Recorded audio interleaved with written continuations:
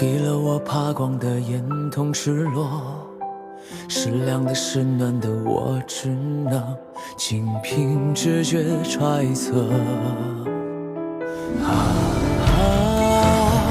爱情是如雨，造化我。情丝缠执着，我不为这世间众生如何待我，冲破挣脱，何以变成些善恶？曾有片刻碎落，以爱问向日何？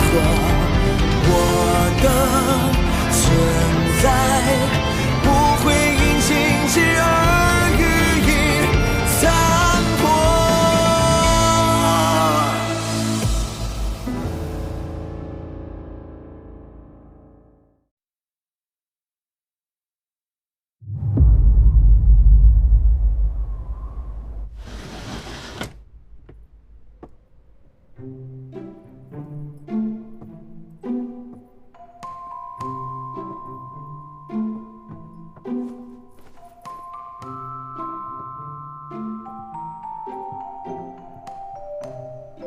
那小姐先好好歇歇，春桃旧宿在隔壁，小姐有事唤我就好。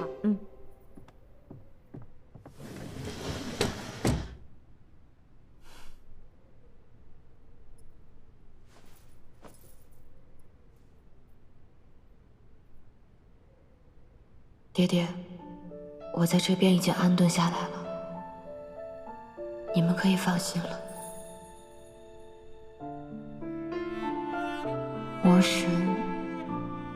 魔神我也已经找到了，只是现在还不能杀了他，来改变魔神临世的宿命。不过好在他现在还只是个柔弱的凡人，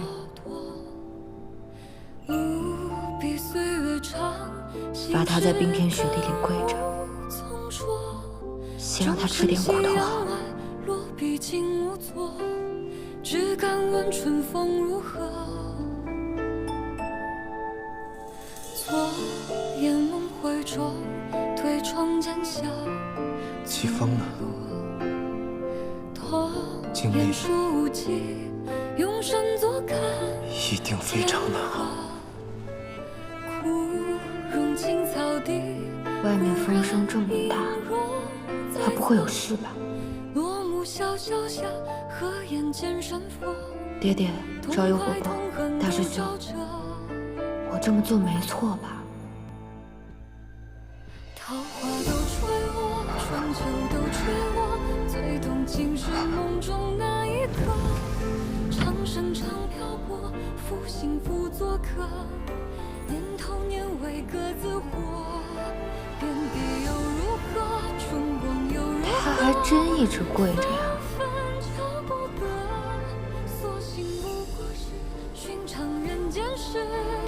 左手寻常歌，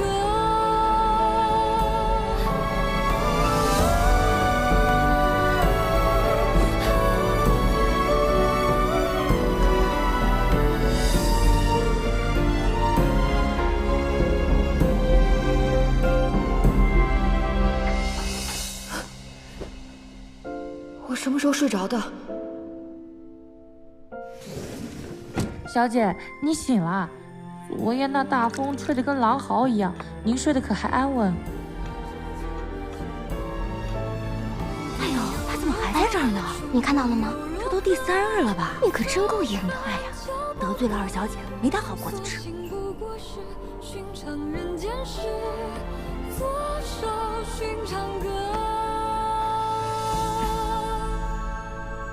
肯定是装的，这里每个人都那么讨厌他。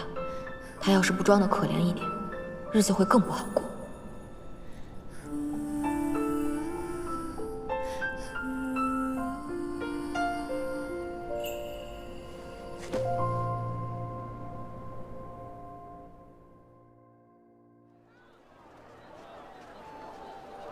谢谢，谢谢叶小姐，叶小姐真是活菩萨。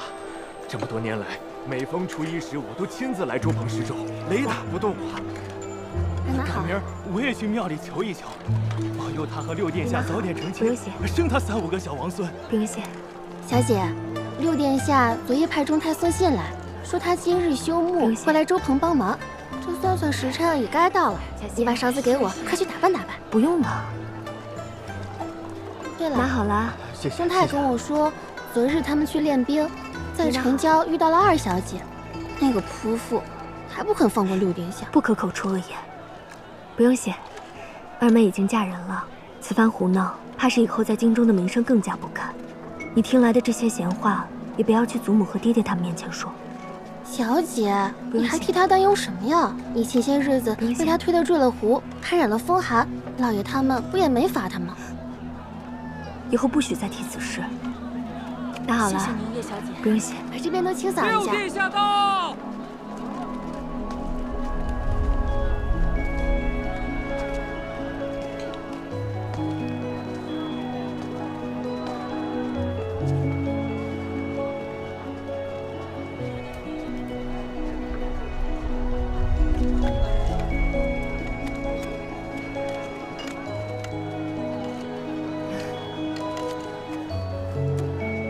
我该回去了。冰城，我们好不容易才见一面，这就要走了。已是日渐黄昏了，再不回去，怕是要被家中长辈责怪，失了体统了。我这些日子在城外练兵，圣国的军营有一大半的规矩都是叶大将军定的。等回了城，想和你多说几句话，没想到啊，还有你们叶家的规矩等着。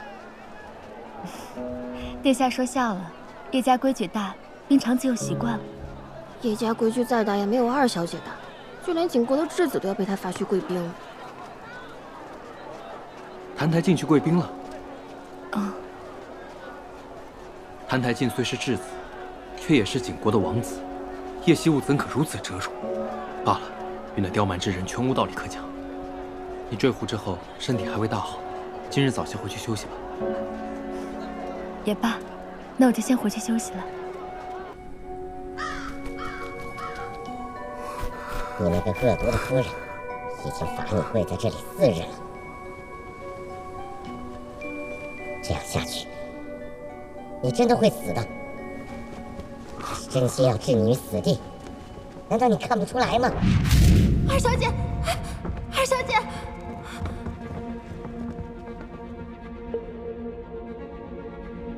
二妹妹，我知道方才在湖边，你不是故意的。我就是故意的。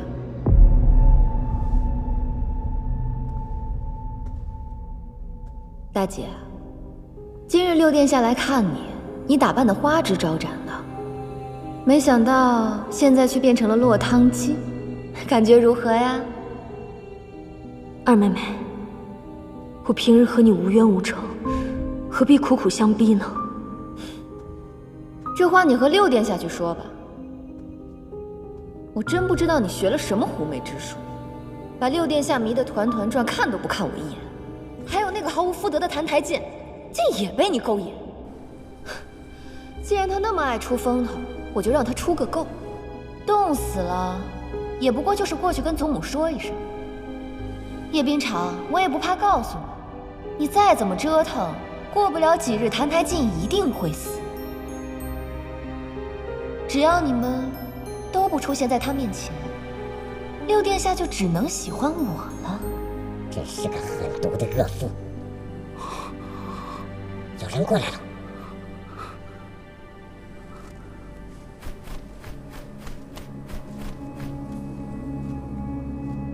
这府里怎么总是乌鸦飞来飞去的？真是晦气。好像姑爷来了以后就一直这样。太阳又落山了，这天寒地冻的，再跪下去，他可能真的活不过今晚了。他是死不足惜，可是如若血骨复苏，麻烦就大了。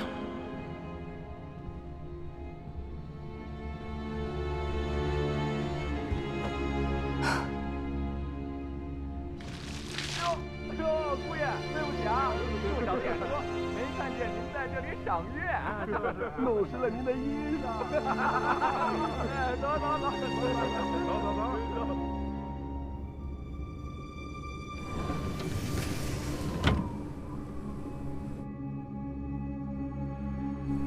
天这么冷，澹台剑全无修为，衣服又湿透，他顶不住的。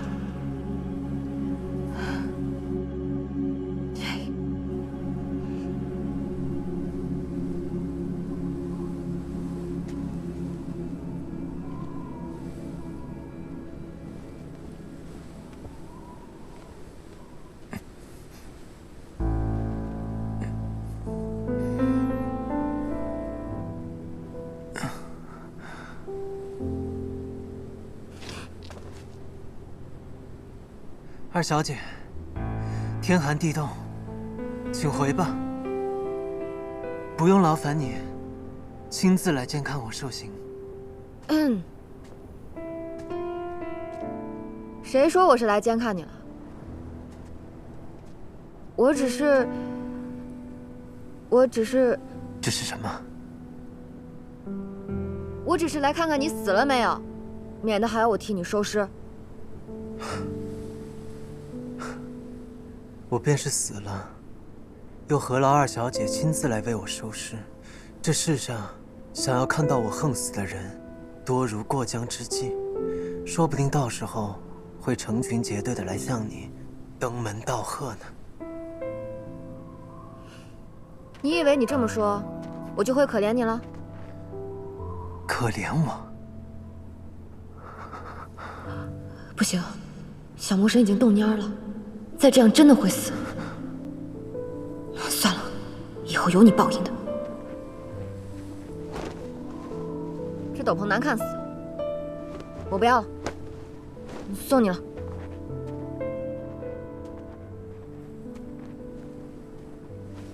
二小姐的衣裳，我不敢领受。若是二小姐不喜欢了，明日叫春桃拿去扔了便是。你。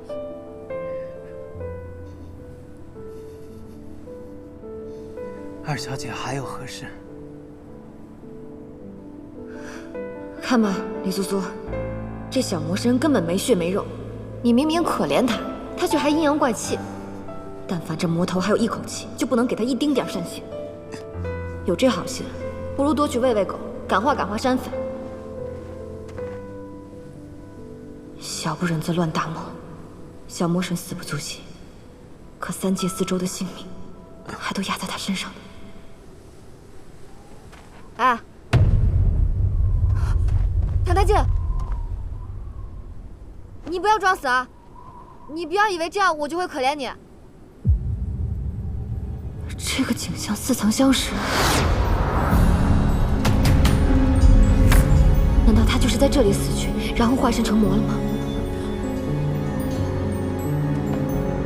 澹台剑，澹台剑，醒醒！春桃，春桃！小姐，是你叫我？我叫你，快进来。哦。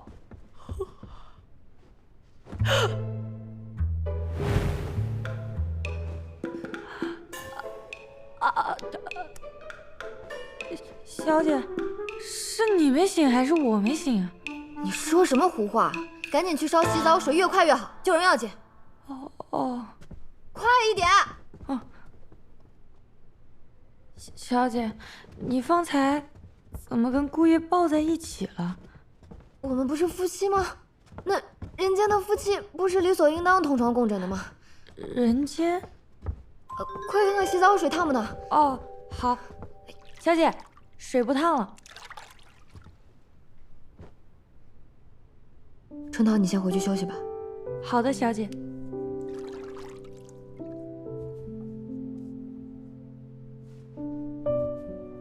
这些伤是被叶惜雾打的吗？早知道小魔神弱成这个样子，我怎么也不会赔上四周三界的前途来跟他赌这口气。快缓过劲儿来吧，拜托拜托，你可是魔神。为了4dro3戒，你也不能死啊。澹台烬，你真可怜。又是你，每次当我濒死的时候，你都会出现。我一直都在。我知道，你就在我的身体里。你想要它吗？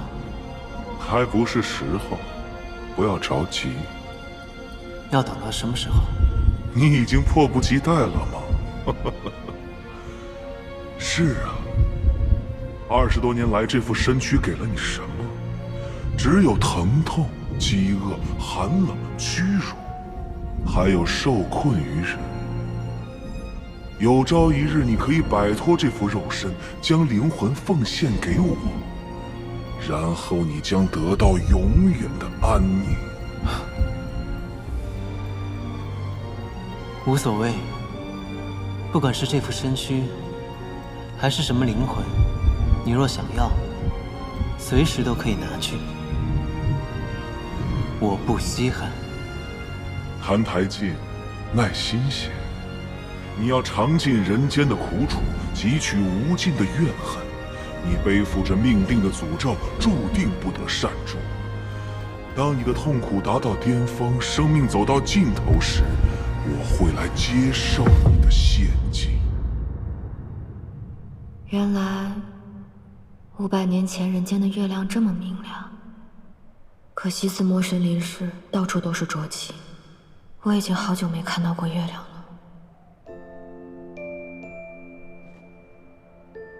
生为魔胎，身负邪骨。这邪骨究竟生在何处，长什么样子啊？究竟哪一根才是邪骨？没摸出哪块骨头有什么不同啊？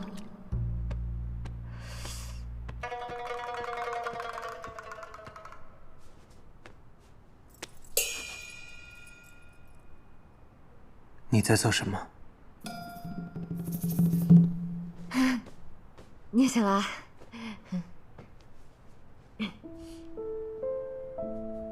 叶希雾，你又在玩什么花样？你管我玩什么花样？你既然醒了，就赶紧起来穿衣服，别泡在水里面装死。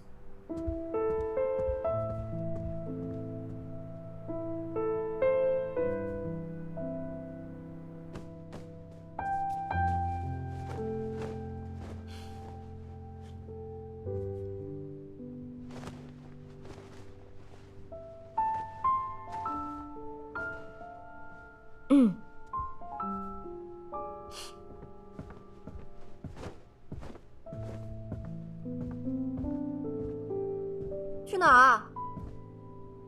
去湖面，还没有天亮。哎，你不能去！你给我站住！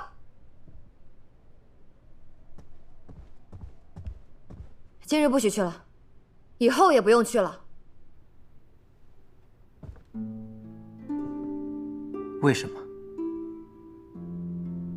你是我的人，天天跪在外面人来人往的，不是丢我的脸吗？那真是抱歉了。我累了，我要睡了，你不要跟我说话。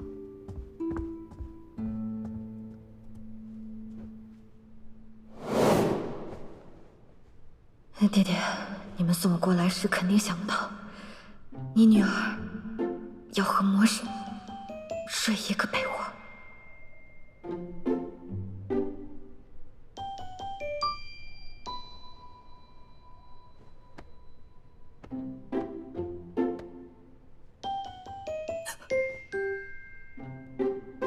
你站着干什么？快点做，做完我也要睡觉了。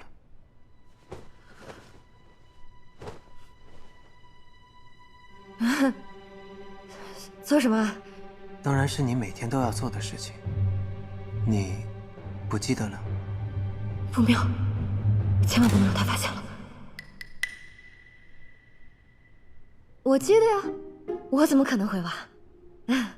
你等我一下，我有点口渴。春桃，我要喝茶。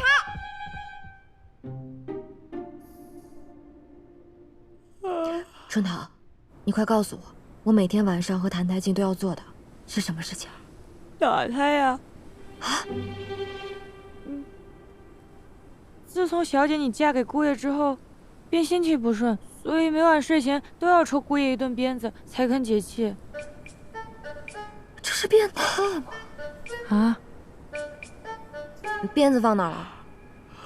就放在小姐你褥子底下。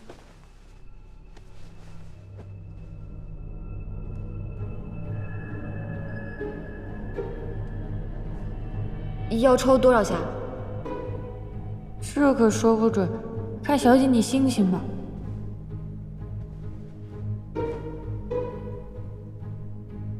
这么长的鞭子，叶希武，你果然是个变态。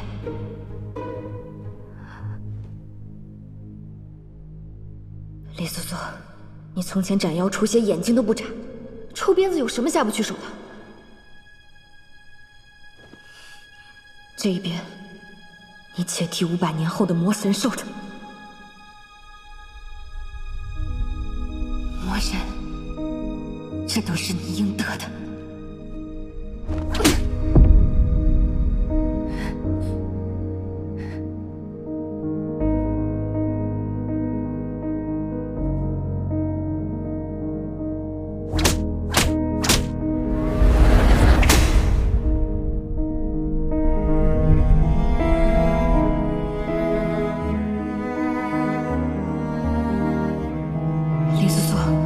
你到底在干什么啊？如今他还不是魔神，任打任骂，逆来顺受，欺负他，折磨他，就能阻止魔神降临吗？这样只会让你心中更加难受。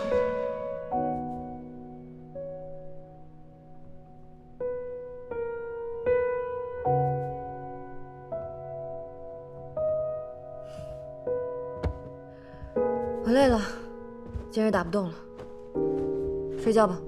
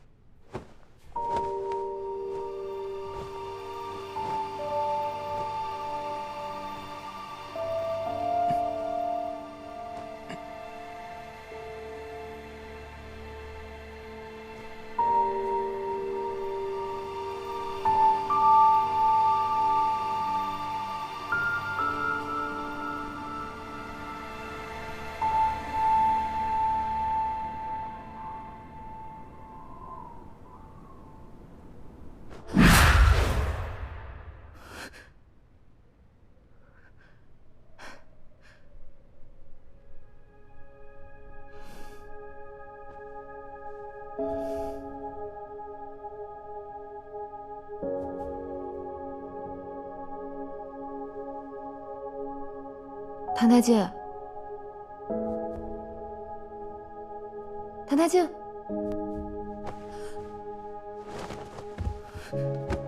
谭台烬，谭台烬，谭台烬，好疼！糟了，冰天雪地里跪了4日，还挨了那么多鞭子，凡人之躯怎么吃得消啊？林素素啊，林素素，这回你可闯大祸了！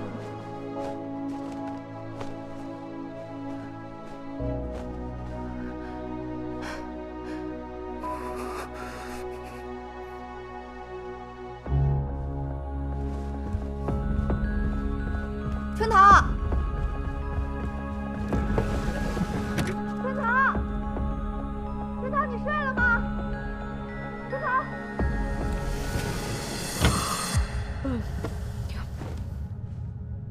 小姐，姑爷的药煮好了，还有别的吩咐吗？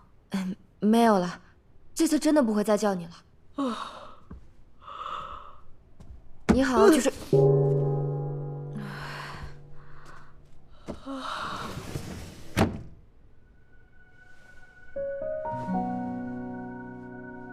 谭剑，澹台剑。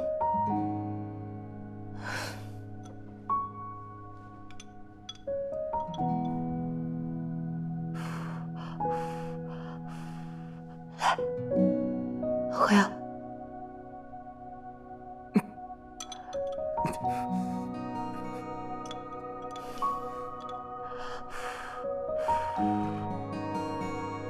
啊，小魔神已经烧迷糊了，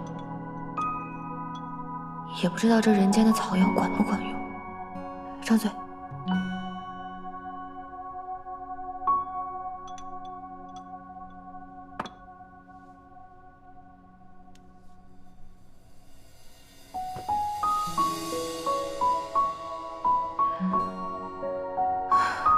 怎么还这么烫？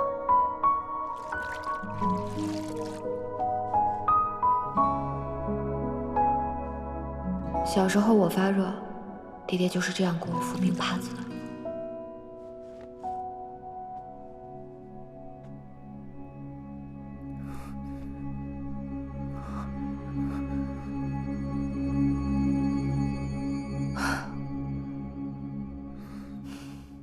你终于醒了，我就知道这招肯定管用。行了，你好好休息吧，我去睡了。啊，我真是欠你的。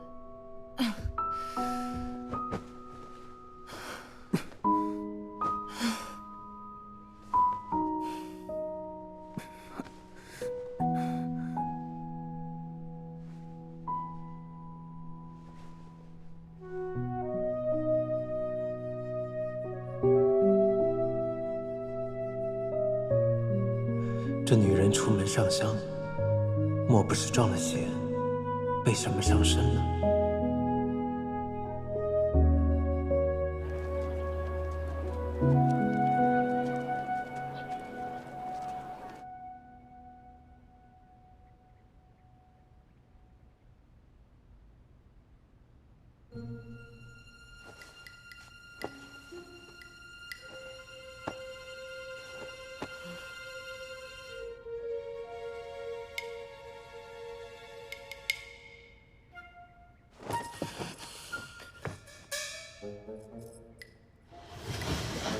小姐，昨晚折腾了半宿，怎么不多歇息会儿？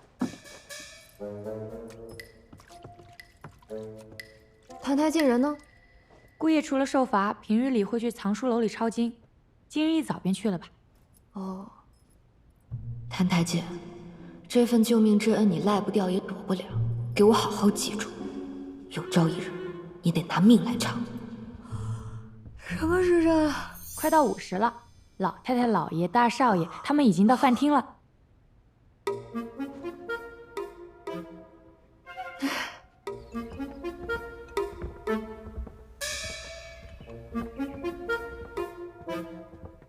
二小姐好。这些都是叶惜雾朝夕相处的家人们，想留在叶府，得先过了这关才行。这位应该就是圣国柱国大将军叶惜雾的爹爹，这位应该是叶家大公子叶惜雾的大哥，至于这几位，应该就是叶惜雾的姨娘们。这位尊荣华贵，应该就是叶家祖母了。祖母，你是怎么回事啊？看春桃做什么？待会儿连春桃一起罚。糟了，叶惜雾，你这个惹祸精，这是又闯什么祸了？过来。糟了，不会是要挨手板吧？你这是想急死我呀！这么冷的天，你连件挡风的衣裳都不穿，就在外面跑来跑去。你们看看，这穿的都是些什么呀？我可怜的囡囡哦，你身边连个能知冷知热的人都没有，到头来疼你的还得是自家人。哎，来，把这个穿上就不冷了。还好只是虚惊一场。这才像个样子。春桃到库房再领几张皮子，给你家小姐多做几件冬衣。是。祖母，我也想要一领白狐裘。想要？喏，找你爹要去。爹，我要白狐裘。你要个屁！叶泽宇，你还好意思？身为叶家长子，不知习武练剑，像你二弟一样戍边守国、建功立业，就知道跟那些狐朋狗友去骑射玩乐。就你这副德行，圣都有几个正经姑娘家会看上你？菜都快凉了，快吃饭吧。楠楠啊，坐到你爹爹旁边去。去吧。是。慢点啊。爹。楠楠，赶紧尝一尝。爹知道你心情不好，所以特意吩咐厨房做了你爱吃的菜啊。我听下人们说了，你昨晚又是泡澡又是熬药的，折腾了一宿，肯定费了不少力气。你可要多吃点才行啊！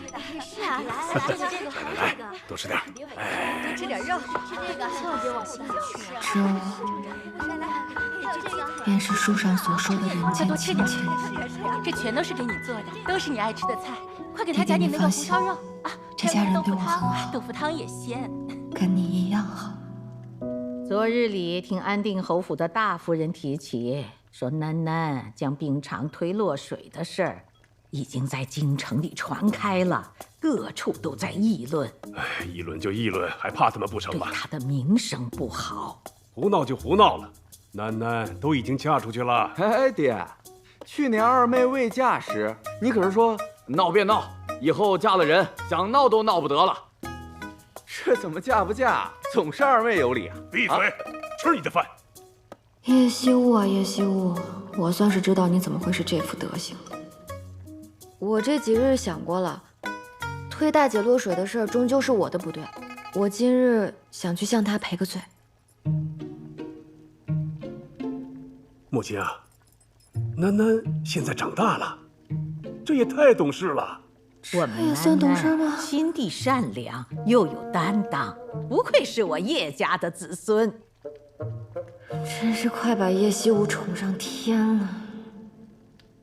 不过赔礼道歉，我看就不必了。万一冰常病气还未去，被染上，那就不好了。没关系，祖母。祖母说的对。二妹若是来向我赔罪，倒是看清了我们姐妹的情分了。大姐，二妹快请坐。祖母，是我不好，这几日带着病气，未能向祖母和父亲请安。今日施粥归来洗沐一番，没想到却来得晚了，搅扰了大家吃饭，真是该罚。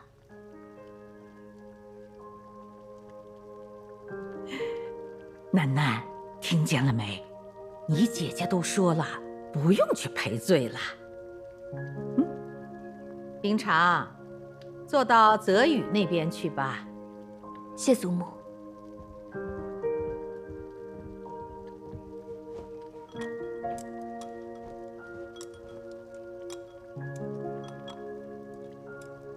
怪不得大师兄，不，萧岭和谭台烬都喜欢她。这样一个美人，脾气温柔，心眼儿也好，谁会不喜欢呢？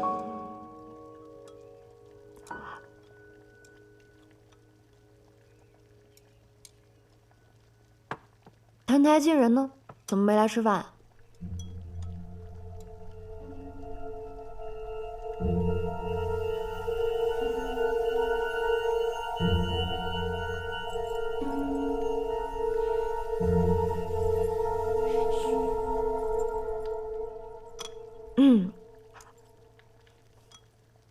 哎，你还真当自己是主子了？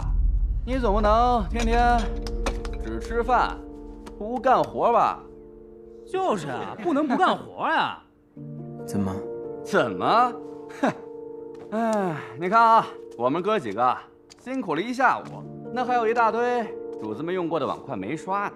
我看您成日里清闲无事，劳您大驾，去把那些碗筷洗刷干净，再吃饭，怎么样？就是啊，走进大家了啊，姑爷，姑爷请吧。哎，去吧，那就辛苦姑爷了。来，兄弟们，吃饭！哎，来吃饭啊！来，包吃。哎，我给我，哎，给你，好，给我，哎，给你。所以谭台烬自从入府，从未和我们一起用过饭，都是在厨房和下人一起。是啊，小姐那么烦他，哪还有胃口吃得进饭啊？不过我听说姑爷平日里也不大能吃饱，下人们都是看人眼色行事的。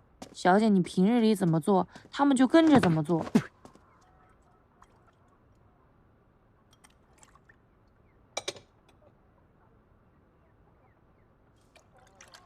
这个魔头，饿他几顿也是活该。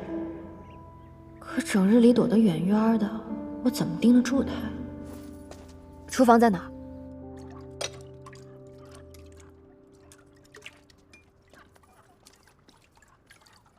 哎，我跟你们说啊，这有些人呐，他就是主子的身份，奴才的本分啊。就是啊，那叫啥来着？贵人见命啊！贵人见命，过得其实啊，还不如咱哥几个呢，是吧？就是啊，咱哥几个哎，吃饭，这个香，哎，真不错。哎，你们说，就他这种人啊，活着有什么意思呀？要我说啊，不如早点死了算了。叶惜雾平日里就是这样纵容下人们刁难谭台烬的。对啊，死了算了，不如死了。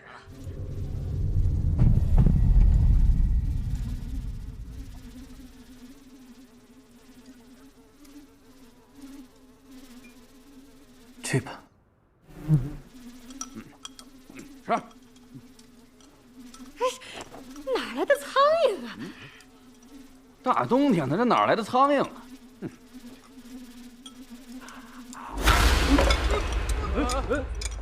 怎么了？出什么事了？哎，喝水啊！没事吧？没事吧？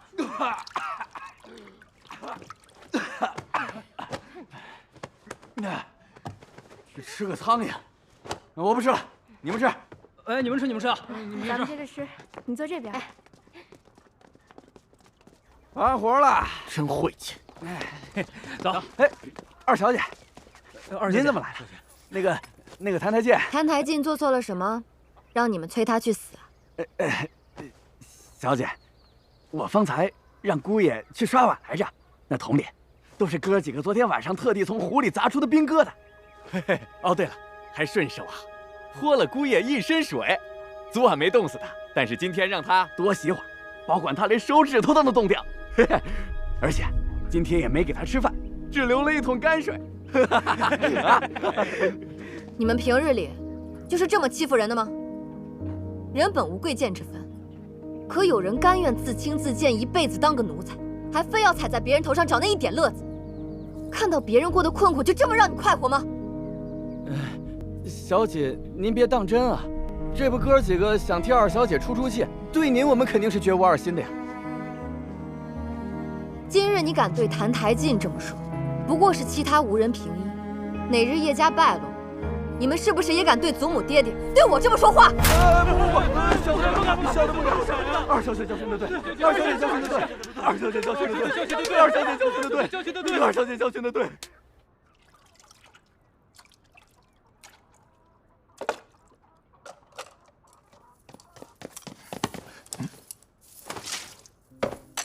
你别吃这个。二小姐，人不吃饭是会死的。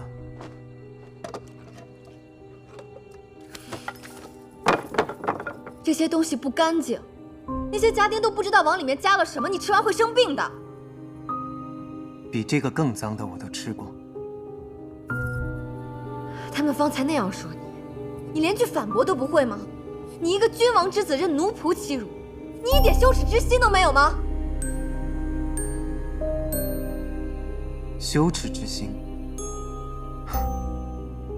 那种东西对我来说毫无意义。比起羞耻之心，还是这碗饭来的更重要。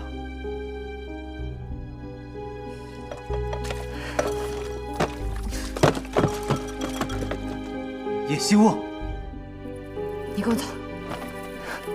没有这口饭，我可能会死，但若有了羞耻之心，我根本就活不到今日。少废话，跟我走！把这碗饭吃了，然后该干嘛干嘛去，不要整日病恹恹、瘦骨伶仃的，一个不小心就病死了。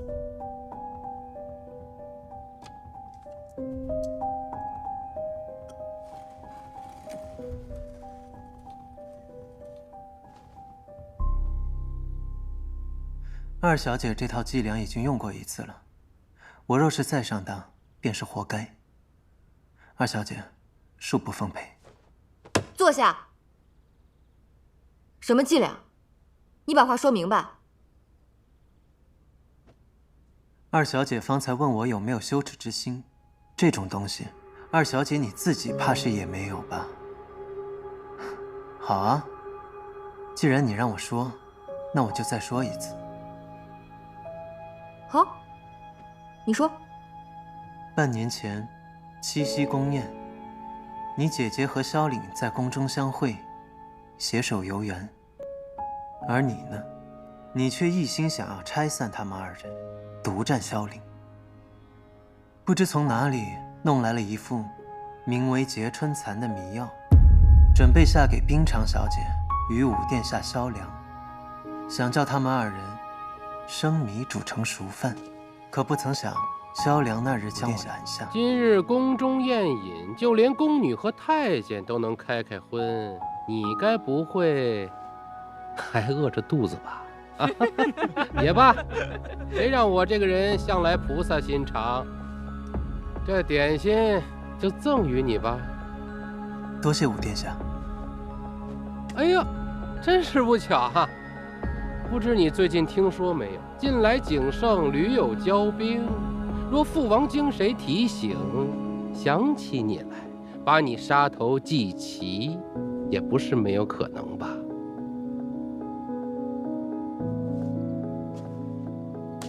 哎呦，忘了，你喜欢吃碎一点的啊。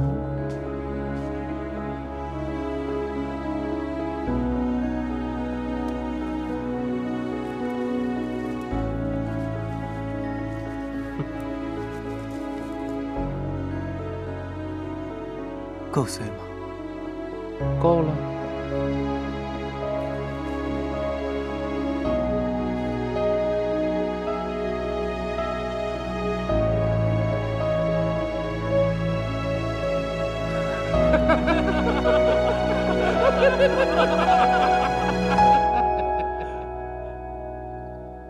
可我刚吃下不久，就感觉头晕目眩。这时你突然出现，抱住了我。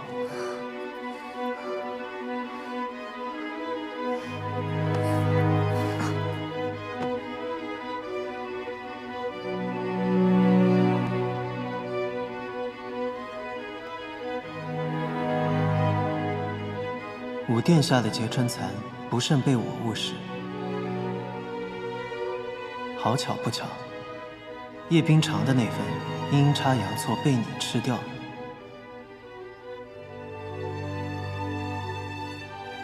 宫中见证之人众多，叶将军只得请旨，为你我赐婚。兹尔柱国大将军嫡女叶氏，景国三王子澹台烬佳偶天作，下旨赐婚，以成其美。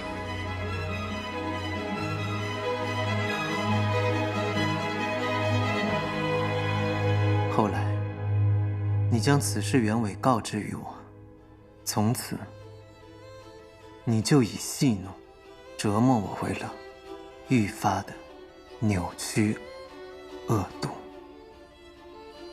叶希沃，叶希沃，你都做了些什么？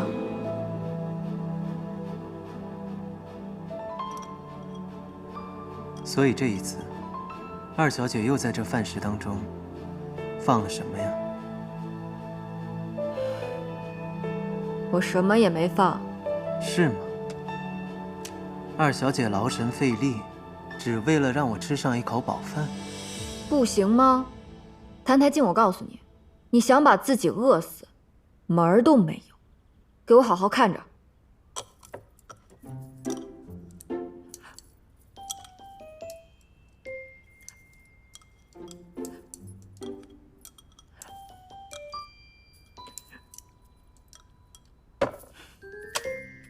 你这回满意了吧？以后一日三餐你都来这里吃，春桃会给你送饭，给你什么你就吃什么，不许再给我吃那些乱七八糟的脏东西。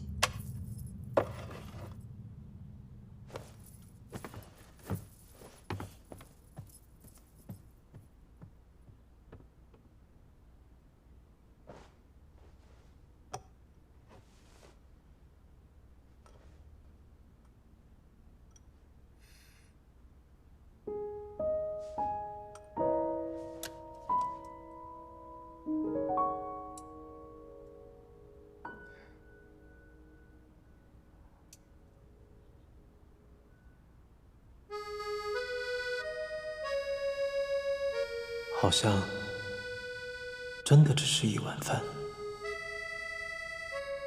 这女人究竟是怎么了？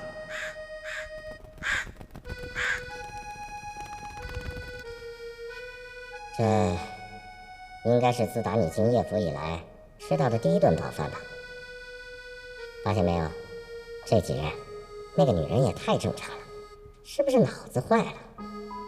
也许她想用其他办法折磨我吧，毕竟我人在这边。若是质子死了，叶家也无法脱责。也对，这女人反复无常，这儿确实不能久留。不过离开了这儿，你还能去哪儿呢？啊，对了，我遇上了几只景国过来的乌鸦。景国？真巧，那儿也是我的出生之地。你去过景国王宫吗？那可是天底下最恶心的地方。他们说，他们看见了有巫医在焚烟做法，闻到了病人腐朽的味道，还有焦躁的大臣在朝堂上踱步。大概是景王吧。那个理应被我称作为父亲的人，命不久矣了。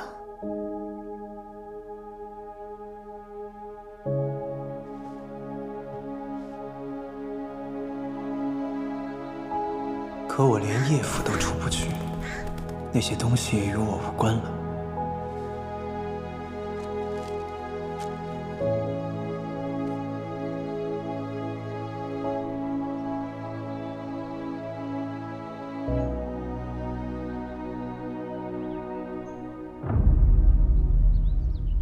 父王，儿臣有要事禀报。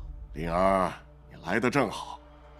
刚收到急报，澹台无极快死了，他的那个哥哥即将继位，左右留着那个质子也是没什么大用了。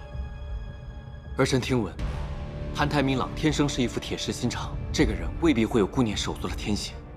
杀了质子，恐怕会如他所愿。我的灵儿果然是聪慧啊！如此说来，姑若留着他，便是扎在澹台明朗心头的一根刺。姑稍后便宣澹台烬进宫，姑倒要看看他作何姿态。若他有心，姑不妨助他回去，搅浑景国，再趁乱将他杀了。要是他才薄志浅，姑也就没必要再留着他了。届时找个年岁相当的送去景国，只要澹台明朗信为真，那么真伪有那么重要吗？父王。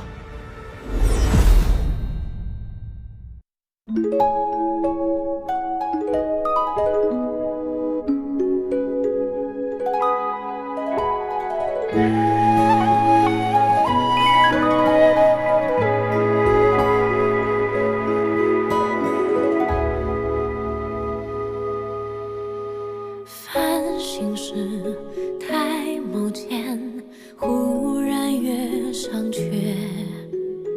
红尘世，花3000，大雪零落的眼。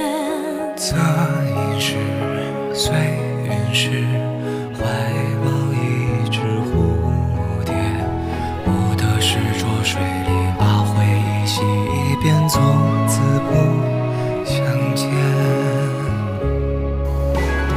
我见过软语开过的花，也算到说梦话。